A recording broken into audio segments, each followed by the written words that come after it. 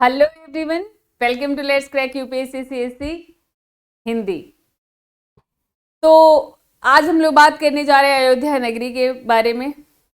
दोस्तों, काशी विश्वनाथ के बाद अब अयोध्या की बारी है, यानी काशी में बनारस में विश्वनाथ टेम्पल, जो काशी विश्वनाथ मंदिर जो बहुत ही पुराना मंदिर है, उस मंदिर का रेनोवेशन कराया गया और बहुत ही उस मंदिर को खूबसूरत बना दिया गया है। अब सीधे गंगा घाट से जोड़ दिया गया है और उसके बाद से बनारस में टूरिस्ट का एकदम मेला लगा हुआ है। वहाँ पे लगातार देश के कोने कोने से टूरिस्ट पहुंच रहे हैं, विदेशों से भी लोग आ रहे हैं। पहले भी बनारस केंद्र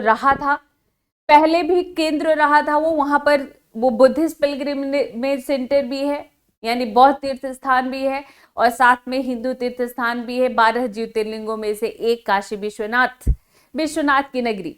लेकिन विश्वनाथ टेम्पल का जो रेनोवेशन कराया गया उसके बाद से बनारस एकदम हाईलाइट हो गया है।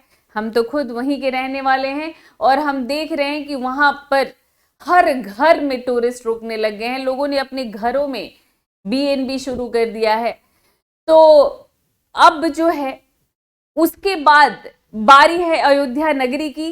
तो जैसा कि आप जानते हैं कि अयोध्या में श्री राम मंदिर बन रहा है और श्री राम मंदिर जैसे ही बनकर पूरा हो जाएगा, यहां पर भी उसी तरह ठीक काशी विश्वनाथ टेम्पल के बाद जो बनारस में भीड़ लगी हुई है कि हम लोगों को ट्रेन में टिकट नहीं मिलता, फ्लाइट टिकट्स इतने महंगे हो गए हैं, और जो सावन में वहां पे जो भीड़ देखी जाती थी बाबा को जल चढ़ाने के लिए, वो भीड़ सालों भर देखी जा रही है। और वो हमें मालूम है कि अब ये अयोध्या में भी वही होने वाला है और लगभग 50,000 टूरिस्ट पर डे अनुमान किया गया है कि यहां पर पहुंचेंगे।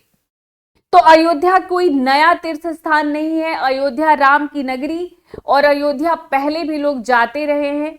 जितने भी जो हिंदू धर्म के लोग थे वो अयोध्या उनके लिए राम का जन्म स्थान, और लोग जब भी मौका पाते थे तो अयोध्या जरूर जाते थे। अयोध्या, मथुरा, वृंदावन, काशी, ये सब तो सदियों से फेमस तीर्थ स्थान में आते हैं।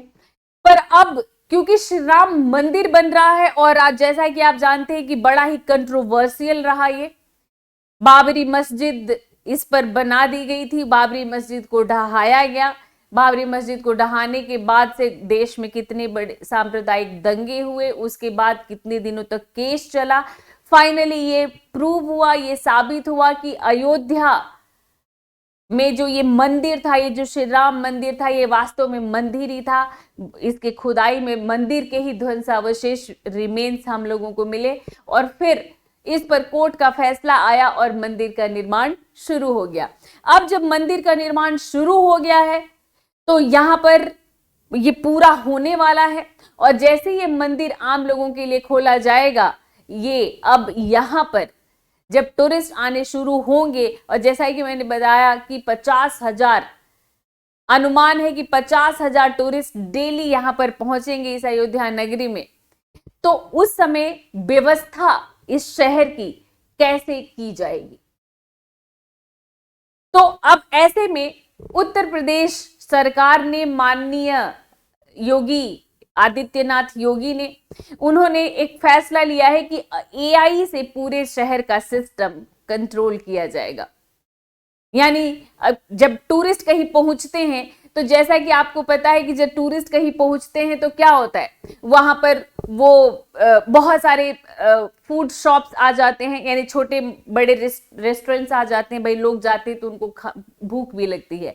अब वो लोग भी कुछ कचरा क्रिएट करते हैं, कुछ वेस्ट क्रिएट करते हैं। जो टूरिस्ट अपने साथ जाते हैं, पानी की बोतलें, पैकेट्स, चिप्स और नमकीन के पैकेट्स, कुछ जो है डब्बे, मतलब इस तरह की चीजें जैसे कि आप अक्सर टूरिस्ट प्लेसेस पर देखते हो। खास तौर पर मैंने बनारस की, तो मैं रहने वाली हूँ, मैंने वहां पर देखा है कि एक तरफ बनारस जहां बहुत ही फेमस है, वहीं बनारस में कूड़े का ढेर लगा रहता है और वहां पर आप देखोगे तो आपको गली गली में जो है वहां पर सांड, जो है सुअर, इस तरह के जो जानवर आपको देखने को मिलेंगे। मन खट्टा हो जाता है एक बार देख के, लेकिन हाँ वहां पर भी हैं। बड़े बड़े टूरिस्ट प्लेसेस पर ये समस्या है। ये समस्या है। अब इन समस्याओं से निपटने के लिए जो है अब अयोध्या में एआई आर्टिफिशियल इंटेलिजेंस का सहारा लिया जाएगा और उस तरह से राम राज्य जिसमें सब अनुशासित होते हैं। राम राज्य एक अवधारणा है, गांधी भी इसका इस्तेमाल करते थे और इसका मतलब ये होता है कि हर कोई वहां पर अनुशासित है, सब कुछ वहां पर सुचारू रूप से चल रहा है, कुछ भी वहां पर ऑकवर्ड नहीं है, कुछ भी वहां पर ऑड नहीं है, ऐसा माना जाता है। तो राम राज्य जहां पर सब कुछ सही होता है, सब कुछ सही तरीके से चलता है। तो अब अयोध्या में राम राज्य कैसे कायम होगा? तो आर्टिफिशियल इंटेलिजेंस से। तो आर्टिफिशियल इंटेलिजेंस आप समझ रहे होंगे, यानी जैसे एलेक्सा, एलेक्सा से तो आप सब लोग परिचित होंगे। एलेक्सा मेरा वाला गाना चलाओ, एलेक्सा फला चलाओ, एलेक्सा लाइट ऑफ कर दो, तो एलेक्सा सब कुछ करती है। तो उसी तरह से ये एआई है जो वहां का पॉल्यूशन कंट्रोल करेगा, वहां का कचरा, जहां कहां पर कचरा ज्यादा जमा हो गया वो कचरा साफ करेगा, वहां पर सभी तरह के वेस्ट मैनेजमेंट में हेल्प करेगा। तो ये एआई अब मतलब आर्टिफिशियल इंटेलिजेंस ये देश का अगर ये स्थापित हो गया होगा ही, क्योंकि जो हो चुका है, एग्रीमेंट हो चुका है, तो अब यहां पर जो है ये देश का पहला शहर होगा, पहला सिटी होगा जो एआई से कंट्रोल होगा, एआई से, आर्टिफिशियल इंटेलिजेंस, कृत्रिम बुद्धिमत्ता एलेक्सा से संचालित होगा। एलेक्सा मैं इसलिए यूज कर रही हूं कि आप लोग एलेक्सा से सुपरिचित हैं। तो जैसा कि मैंने बताया कि यहाँ पर अनुमान है कि मंदिर एक बार बन जाएगा तो 50,000 से ज्यादा टूरिस्ट यहाँ पर पहुंचेंगे। तो अब यहाँ पर पर्यटकों का प्रबंधन एक बड़ा चैलेंज होगा, चुनौतियां भी उत्पन्न होंगी। हालांकि प्लस पॉइंट ये होगा कि बहुत सारा रेवेन्यू आएगा। जब कहीं पर भी जब टूरिज्म बढ़ता है तो वहां पर रोजगार का भी सृजन होता है और रेवेन्यू भी आता है। तो ये एक आर्थिक फायदा तो होगा, लेकिन एक बड़ी चुनौती कि पर्यटकों का मैनेजमेंट कैसे किया जाएगा। उनके लिए परिवहन, ट्रैवल, यातायात, है ना, वेस्ट मैनेजमेंट, एनवायरमेंटल मैनेजमेंट, वहां का पोल्यूशन कंट्रोल करना, पर्यटकों के रुकने की व्यवस्था, बहुत सारे होटल्स वहां पर बनेंगे। होटल्स बनेंगे तो वहां पर पेड़ काटे जाएंगे, या फिर होटल्स जो है ऐसा होता है जैसे आप लोगों ने देखा कि पहाड़ों में जब टूरिज्म बढ़ा तो वहां पर होटल्स बहुत ज्यादा बनने लगे, जिसका एक नेगेटिव इम्पैक्ट आया है। कहीं ना कहीं जहां पर भी वो होटल बनेगा वहां पर वहां की ग्रीनरी जरूर प्रभावित होगा। तो किस तरह से ऐसे किया जाए ये व्यवस्था कि सस्टेनेबल डेवलपमेंट हो। सस्टेनेबल डेवलपमेंट यानी वहां पर कोई नुकसान किए बिना, वहां के पर्यावरण को कोई नुकसान किए बिना, जंगल को काटे बिना वहां पर होटल्स बना दिए जाए, ठहरने की व्यवस्था हो जाए, वहां का जो एनवायरमेंट भी खराब ना हो दिल्ली की तरह। दिल्ली में स्मोग हम सब जो है दिवाली के पहले से ही शुरू हो गया था, हवा साफ ही नहीं हो रही है यहाँ पर। अब दिल्ली एक एग्जाम्पल है कि दिल्ली राजधानी है देश की, लेकिन यहाँ पर अनसस्टेनेबल डेवलपमेंट चल रहा है। तो ये अब इससे अयोध्या को बचाया जाए, तो ये इसके लिए ही इन सभी समस्याओं से निपटने के लिए और अयोध्या हमेशा अच्छी बने रहे, अयोध्या का सतत विकास होता रहे, अयोध्या का कोई नुकसान न हो, इसके लिए एआई तकनीक का सहारा लेने का सोचा गया है। तो इस सतत विकास को, सस्टेनेबल डेवलपमेंट को नाम दिया गया है वैदिक आत्मनिर्भर शहर। ठीक है, तो इसका नाम क्या दिया गया है? इसका नाम दिया गया है वैदिक सेल्फ इंडिपेंडेंट सिटी। तो ये जो है इसके लिए क्या किया गया है? तो इसके लिए अयोध्या विकास प्राधिकरण ने अराहास टेक्नोलॉजी आर्टिफिशियल इंटेलिजेंस, ये एक कंपनी है, एक प्राइवेट कंपनी है, एक निजी कंपनी है, इसके बीच एक समझौता हुआ है।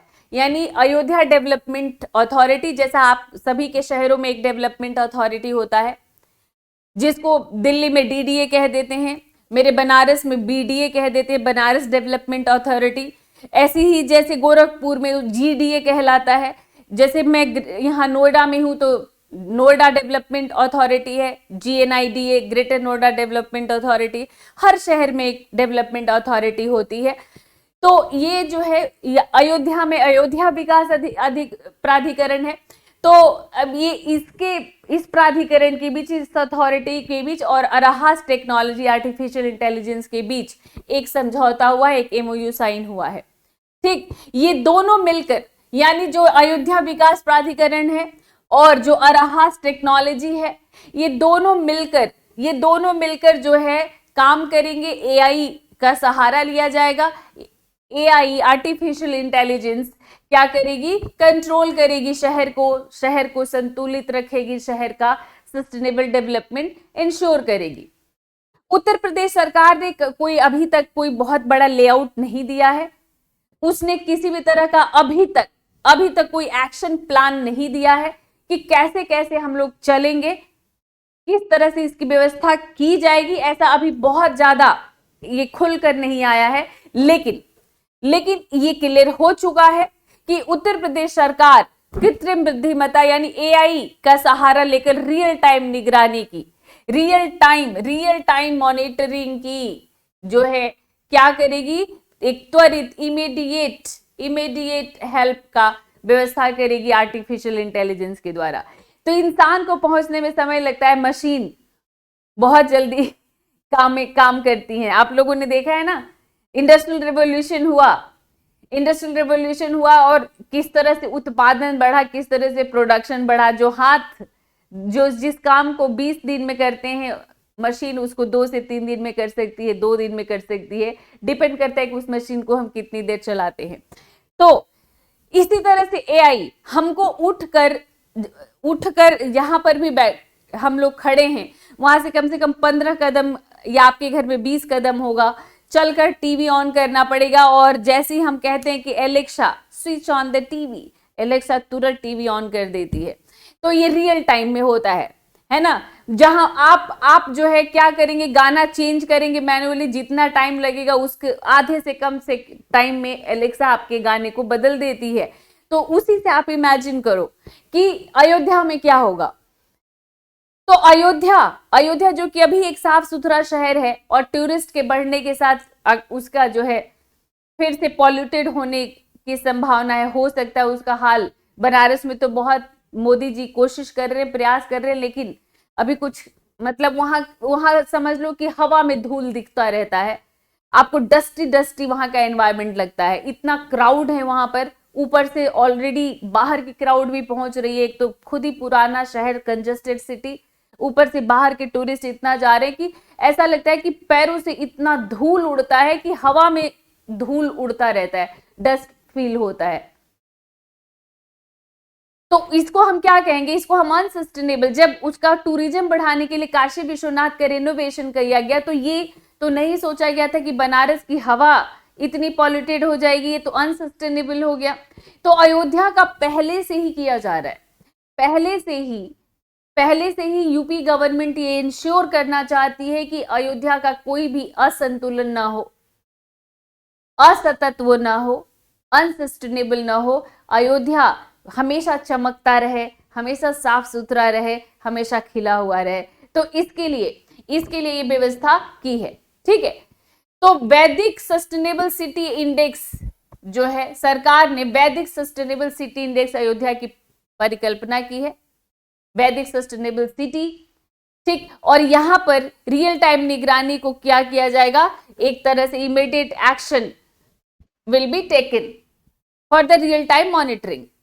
और ये खास इसलिए है कि मैंने आपको बताया पहले ही कि ऐसा अभी तक देश में देश के किसी भी शहर में वहां का जो डेली का मैनेजमेंट होता है, जो दैनिक व्यवस्था प्रबंधन होता है, वहां पर एआई का सहारा नहीं लिया गया है। तो ये पहला शहर अयोध्या होगा। ठीक, और इसका एक ये भी फायदा होगा कि अगर सरकार इस मॉडल में सक्सेसफुल हो जाती है, अगर सरकार इस मॉडल में सफल हो जाती है, तो ये बाकी शहरों के लिए भी उदाहरण होगा। हो सकता है हमारा बनारस भी इस तरह से जो है साफ सुथरा हो जाए, अच्छा हो जाए। क्योंकि जब दिल्ली एनसीआर में रहने के बाद जब हम अपने शहर में जाते हैं तो महसूस होता है कि क्यों आखिर जो यूएसए चले जाते हैं, जो यूरोप चले जाते हैं, यूरोप के किसी भी देश में, वो क्यों नहीं इंडिया आना चाहते, जबकि वहां पर बेगानों की तरह रहते हैं, उनके सभी अपने अपने देश में रहते हैं, वहां पर उनकी कोई अपनी पहचान नहीं है, उनको अपने देश की याद भी आती है, फिर भी अपने देश में वापस नहीं आना चाहते हैं, क्यों? तो इसलिए क्योंकि उनको वो जो इंफ्रास्ट्रक्चर वहां पर मिला है वो अपने देश में नहीं मिलता, इंडिया में नहीं मिलता। बस यही कंपैरिजन समझ लो बनारस और दिल्ली में हो गया है कि यहाँ का जो जो इंफ्रास्ट्रक्चर जो मिला हुआ है, जो रोड है, जो फैसिलिटीज है, ट्रांसपोर्टेशन वगैरह, लाइट वाइट सब, हालांकि लाइट तो अब वहां भी अच्छा हो गया, पर इंफ्रास्ट्रक्चर की बात करें वो बनारस में नहीं मिलता। हम जाते हैं तो फील होती है ये चीज, जबकि अपने शहर से बहुत प्यार है, क्योंकि वहां बनारसी चाट और जो है वहां पर समोसे, वहां की मिठाई, मलइयो, ये इन सब की बहुत याद आती है। अभी विंटर आ गया, मलइयो खूब चल रहा होगा वहां पे, तो इन सब की बहुत याद आती है। मलइयो एकदम झाग झाग आइसक्रीम की तरह होता है जो दूध से बनाया जाता है, कभी आप बनारस जाएं तो जरूर खाएं। तो याद आती है, पर हम नहीं जा पाते। अगर ये अयोध्या में ये सिस्टम सक्सेसफुल हो जाता है तो बनारस जैसे शहरों का भी कायाकल्प हो जाएगा। बनारस, कानपुर, लखनऊ जैसे जो शहर हैं, जो पुराने शहर हैं, जैसे दिल्ली का पुरानी दिल्ली है, तो इन सब का भी कायाकल्प हो सकता है। काफी मदद मिलेगी, शहरी प्रबंधन को काफी कुशलता से निपटाया जा सकेगा। तो मैं Rinku Singh, this is all about me. और अनअकैडमी पर अभी ऑफर चल रहा है जो 30 नवंबर को खत्म हो जाएगा। Up to 50% off plus 6 month extension चल रहा है। इसमें 2 बैचेज है, रफ्तार बैच 2024 के लिए क्रैश कोर्स और फाउंडेशन बैच 2025 के लिए है। तो इसमें आप देखेंगे कि जो आपका रफ्तार बैच है, इसमें ये इंग्लिश बैच है। संघर्ष आपका साथ हमारा 1 दिसंबर से शुरू हो रहा है। इसमें जो है पूरा जीएस और सीसैट का प्रिपरेशन कराया जाएगा। जीएस और सीसैट का टेस्ट सीरीज भी रहेगा, करेंट अफेयर 1.5 साल का करवाया जाएगा इसमें, और जो आपका वो इसमें मॉक लिया जाएगा उसमें आपका ऑल इंडिया लीडर बोर्ड आपको शो किया जाएगा कि पूरे इंडिया में आपका पोजीशन क्या है। फाउंडेशन बैच इसमें पूरा प्रीलिम्स और मेंस का कंप्लीट कोर्स है ये। इसमें आपका 1-to-1 mentorship, complete study material, prelims mains का टेस्ट सीरीज, सब कुछ आपको इसमें मिलेगा, और टॉप एडुकेटर्स के लाइव क्लासेज भी। दिसंबर 17 को अनअकैडमी सिविल सर्विसेज चैंपियनशिप होने वाला है। 40 करोड़ तक का पूल है स्कॉलरशिप का। तो आप इसमें जो है अगर सही रैंक लेकर आते हैं तो आपको हमारा कोर्स भी मिल जाएगा, ठीक, जिसमें आपको काफी ऑफ मिलेगा। यूपीएससी के लिए जो है ऑप्शनल कोर्सेज जल्दी ही शुरू होने वाली हैं, ऑप्शनल बैचेज आने वाली है। PSIR, anthro, math, history, agriculture की लाइव क्लासेस के साथ आंसर राइटिंग प्रैक्टिस और टेस्ट सीरीज, सेक्शनल और फुल लेंथ टेस्ट, और साथ में आपको जो है PDF भी मिलेंगे। तो ये भी आपके लिए बहुत अच्छा है। एक साथ पे करने की जरूरत नहीं है, महीने महीने पे करिए, थोड़ा थोड़ा पे करिए, पढ़ाई भी होता रहेगा और सस्टेनेबल डेवलपमेंट भी, ज्यादा आपके पॉकेट पर भार भी नहीं। तो रिंकू लाइव मेरा कोड है, use my code and get up to 50% discount and 6 month extension. This offer is till 30th November. तो thanks for watching this session. मिलते हैं फिर नेक्स्ट सेशन में। मन लगाकर पढ़ते रहिए, जी लगाकर, जी जान लगाकर पढ़ते रहिए, क्योंकि इसके अलावा आपके पास कोई बेहतर विकल्प नहीं है। उसमें बहुत टाइम लगेगा, और अभी मेहनत कर दी तो बहुत ही एक अच्छी पोजीशन पर आप पहुंच जाओगे। आपको खुशी होगी, आपके पेरेंट्स को खुशी होगी, आपके रिश्तेदारों को खुशी होगी, और सबसे बढ़कर हमें खुशी होगी। तो मेहनत करिए, दम लगाकर। हाई साहब, मिलते हैं नेक्स्ट सेशन में। Bye bye.